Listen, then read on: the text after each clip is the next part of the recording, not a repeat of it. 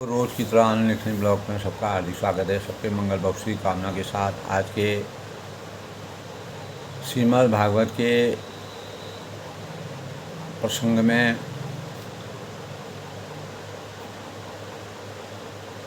अंग राजा बेन अंग राजा के वन गमन के पश्चात संन्यास लेने के पश्चात राजा बेन ने किस प्रकार का अभिशाप किया, किस प्रकार की बुराई की, किस प्रकार की क्रूरता के भावों का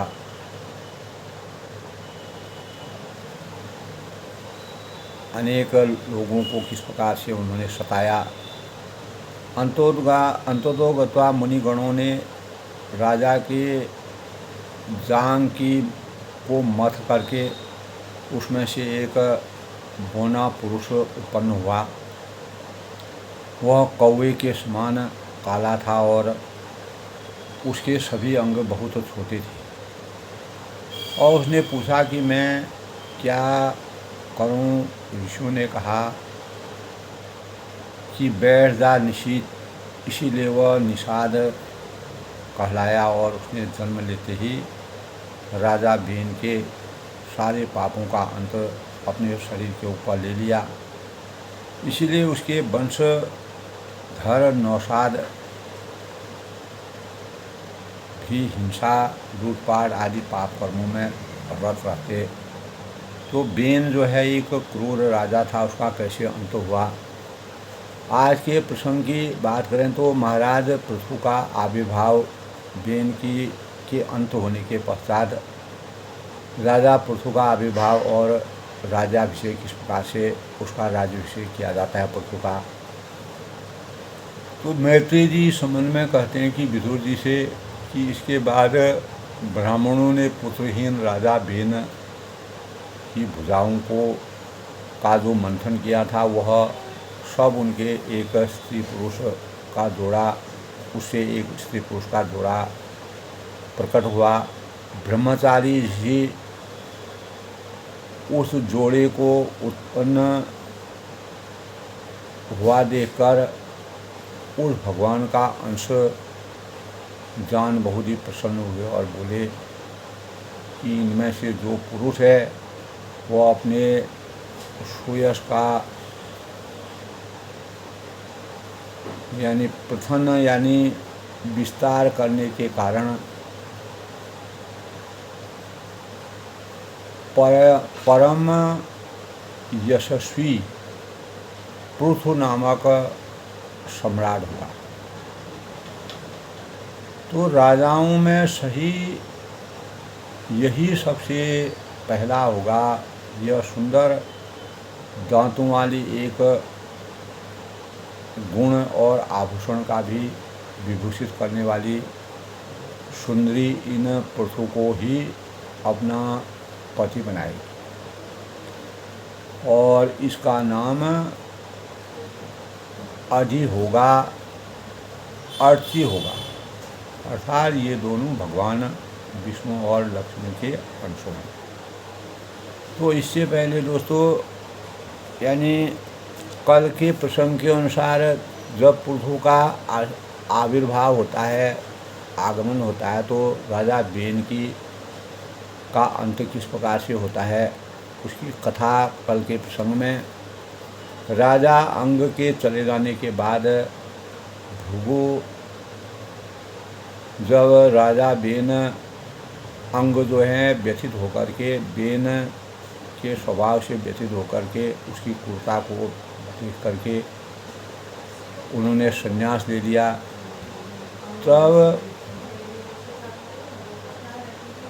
बेन ने जो है अनाचार अत्याचार किया और अनेक प्रकार के कठोर कार्य किए। तब ऋषि मुनि ने उसका मंथन करके तो मुनियों ने देखा कि पृथ्वी की रक्षा करने के लिए कोई नहीं रह गया है, सब लोग पशुओं के समान उत्संकल होते जा रहे हैं। तब उन्होंने माता सुनी था कि संपत्ति से मंत्रियों को सहमत न होने पर भी बेन को भूमंडल में राजपद पैदा राजपद पर बैठा दिया। तो बेन बड़ा ही कठोर शासक था। जब चोर डाकू अनेक अत्याचारी लोगों ने सुना कि बेन राज सिंहासन पर बैठा है, तब सर्प से डरे हुए जिस प्रकार चूहे अपने अपने बिलों में छुप जाते हैं, उसी प्रकार सब लोग उनकी क्रूरता को देख करके अपने अपने बिलों में अपने अपने स्थानों में छुप गए अपने जीवन की रक्षा करने में। तो ऐश्वर्य कला के अभिमान वश वह सभी महापुरुषों का अपमान करने लगा और उसके राजा में कोई भी यज्ञ दान हवन करता तो उसे वह पिटवा देता था, मरवा देता था, और वह नास्तिक था और उसको धर्म और कर्म में कोई आस्था नहीं थी। तो दुष्ट बेन का ऐसा अत्याचार अभिशाप देखकर सारे ऋषि मुनि जो है एकत्र हुए और संसार में संकट को देख करके वह उसको विचार करने लगे और उन्होंने कहा कि हमने तो इसे प्रजा की रक्षा करने के लिए नियुक्त किया है राजपद पर, परंतु आज यह प्रजा को ही नष्ट कर रहा है, प्रजा को परेशान कर रहा है। अगर हमारे समझाने पर भी यह हमारी बात नहीं मानेगा तो हम इसे यानी अपने तेज से इसको भस्म कर सकते हैं। तो ऐसा मंथन कर विचार कर मुनि लोगों ने राजा बेन के पास गए और मुनियों ने अपने क्रोध को छिपाते हुए बेन प्रिय वचनों से बेन से कहा कि राजन, यदि मनुष्य मन, वाणी और शरीर और बुद्धि से धर्म का आचरण करे तो उसे स्वर्ग आदि लोगों की प्राप्ति होती है। निष्काम भाव से कर्म करने पर तो उसे मोक्षी पद मिलता है, अर्थात वह भवबंधन से मुक्ति प्राप्त कर लेता है। अनेक विचारों से सभी राजाओं ने और ऋषि मुनियों ने उसको समझाने का प्रयास किया। राजा दुष्ट मंत्री और चोर आदि से अपनी प्रजा की रक्षा करते हुए न्याय अनुकूल राज्य करता है, इस प्रकार के भाव हैं और वह इस लोक में और परलोक में दोनों जगह तभी सुख पाता है। तो आपके जो देशवासी आपकी उन्नति के लिए अनेक प्रकार से यज्ञों को भगवान की पूजा करते हैं, यज्ञ अनुष्ठान करते हैं, आप मना मत करिए। बेन ने कहा कि तुम बहुत मूर्ख हो, तुमने धर्म को अधर्म और बुद्धि कर रखी है, तभी तो तुम जीविका देने वाले मुझे साक्षात पति को छोड़कर दूसरे यानी गति की उपासना कर रहे, अर्थात नास्तिकता के भावों का संचार किया। जो मूर्ख लोग राजा रूप परमेश्वर का अनादर करते हैं उसे न इस लोक में सुख मिलता है और न ही परलोक में। इस प्रकार बेन ने विपरीत बुद्धि होने के कारण मुनियों द्वारा की गई जो प्रार्थना पर ध्यान नहीं दिया और अपनी मांग को व्यर्थ हुई देखकर अपने छिपे क्रोध को प्रकट कर यानी केवल अपनी हुंकारों से ही उसका काम तमाम कर दिया। तो राजा बेन की माता सुनीता मंत्र आदि के बल से तथा अन्य युक्तियों से अपने पुत्र बेन के शरीर की रक्षा करने लगे। तो राजा बेन अंत में जो है सभी के द्वारा अभिशाप को न सहन करने के पश्चात राजा बेन की मृत्यु हो गई और उसी के कारण देश में अराजकता फैल गई और चोर है डाकू का आतंक बढ़ गया। राजा के बिना प्रजा दुखी रहने लगी और बेन राजा के शरीर का मंथन सभी वह ऋषि मुनियों ने कर दिया। तो मुनिगणों ने राजा की जांग को मथा तो उसमें से एक बोना पुरुष से उत्पन्न हुआ, कौवे के समान काला सा, और उसके सभी अंग बहुत ही छोटे थे। उसने पूछा कि मैं क्या करूं? तो ऋषियों ने कहा कि बैठ जा निषीद, इसीलिए वह निषाद कहलाया। और उसने जन्म लेते ही राजा बेन के सारे पापों को अपने ऊपर ले लिया कि राजा बेन ने जो भी अपराध किए थे, पाप किए थे, उसको मैं अपने ऊपर लेता हूँ, इसीलिए उनके पापों का भोग मैं करता हूँ। इसीलिए उसने वंशधर नौशाद भी हिंसा, लूटपाट आदि पाप कर्मों से मैं विरत हो गया था, यानी लगातार वो भी पाप कर्म करने लगा। तब महाराज पृथु का उदय हुआ। तो महाराज पृथु के उदय का यानी उनका आविर्भाव हुआ और उनका राज्याभिषेक करने की मंत्रणा सभी ने की। तब मैत्रेय जी विदुर से कहते हैं कि इसके बाद ब्राह्मणों ने पुत्रहीन राजा बेन की भुजाओं का मंथन किया और तब उसके एक स्त्री पुरुष का जोड़ा प्रकट हुआ उसके मंथन के पश्चात। और ब्रह्मवादी ऋषि उस जोड़े को उत्पन्न हुआ देखकर उसे भगवान का अंश जानने लगे और बहुत प्रसन्न हुए और बोले कि इनमें से जो पुरुष है वह अपने सुयश का और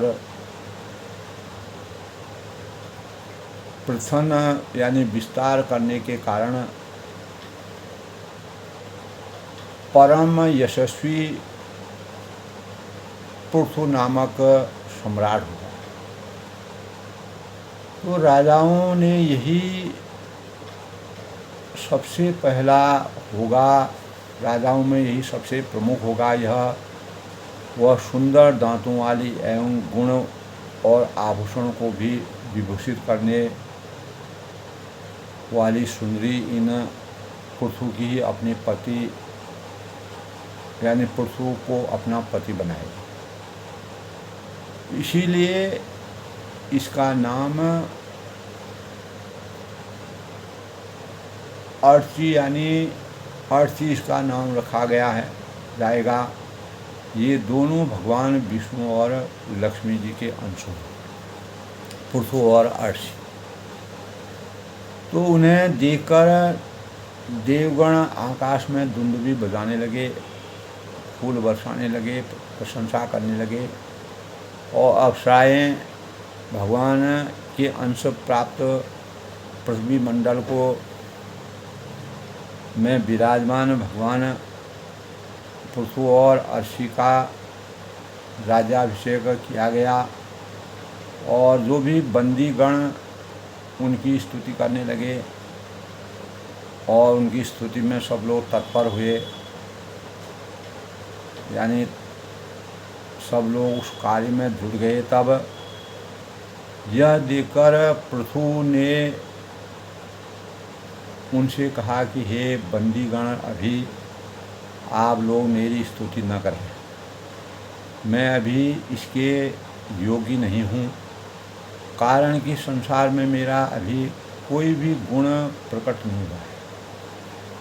और भावी गुणों के जो भविष्य में होने वाले गुण हैं, गुण की संभावना पर स्तुति परिहासजनक होती है, क्योंकि आगे क्या होगा वह मेरे लिए परिहास न हो जाए और मैं अवहेलना का पात्र न बन जाऊँ। तो उत्तम श्लोक भगवान के रहते हुए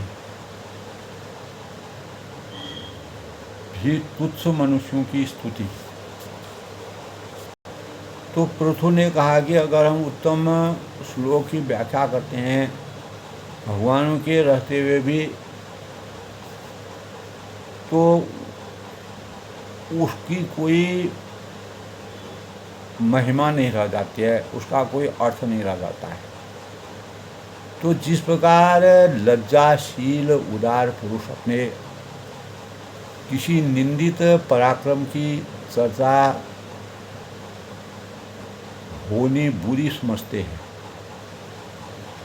उसी प्रकार लोक विख्यात समर्थ पुरुष अपनी स्तुति को भी निंदित मानते हैं। क्योंकि जब तक जिस प्रकार लज्जाशील पुरुष, उदार पुरुष जो होते हैं, जो निपुण होते हैं, उदारशील होते हैं, भावुक होते हैं, तो वे अगले किसी निंदित पराक्रम की चर्चा होनी बुरी समझते हैं। अर्थात किसी प्रकार के कोई गलत कार्यों के आगे कोई इस प्रकार के भाव पैदा न हों। तो उसी प्रकार लोक विख्यात समर्थ पुरुष जो सर्व समर्थवान होते हैं, लोक कल्याण के लिए इस पृथ्वी मंडल में जन्म लेते हैं, उनके अंतःकरण में यह बात पहले विराजित रहती है कि किसी कार्य की वास्तविकता के से पहले उसकी स्तुति करना, ध्यान करना, यह नीति संगत नहीं है और यह विवादित हो जाएगी और यह निंदा का कारण बन जाएगी। तब शूद्रगण जो हैं, जो शूद्रगण थे, अभी हम अपने श्रेष्ठ कर्मों के द्वारा लोक में अप्रसिद्ध ही है, यानी हमारे कर्म अभी उतने प्रसिद्ध नहीं हैं। जब हम अपने कर्मों में समर्थवान हो जाएंगे और लोक में, इस संसार में हमारे कर्मों का फल प्राप्त होगा, तब हम प्रसिद्ध होंगे। अभी हम अप्रसिद्ध हैं। तो हमने अब तक कोई भी ऐसा कार्य नहीं किया है जिसकी प्रशंसा की जा सके। तो पृथु का इस प्रकार के चरित्र से, पृथु के द्वारा इस प्रकार के रहस्यमय भावों को सुनकर के सभी मुनिगण आश्चर्यचकित हुए और महाराज पृथु का आविर्भाव और राज्याभिषेक उन्होंने किया और पृथु ने अपने भावों को प्रकट करके मानव चेतना को दिखाने के जो भाव प्रकट किए, तो तत्कालीन परिवेश में मानव को किस प्रकार से मुनिगणों ने, राजा जो दुष्ट राजा थे उनके लिए क्या, किस प्रकार से उनको यातना दी जाती थी, और इस पृथ्वी लोक को भगवान ने एक के बाद एक मानव का प्रादुर्भाव हुआ, जिससे इस संसार की रचना, इस सृष्टि की रचना चलती रही। तो मुनिगणों ने राजा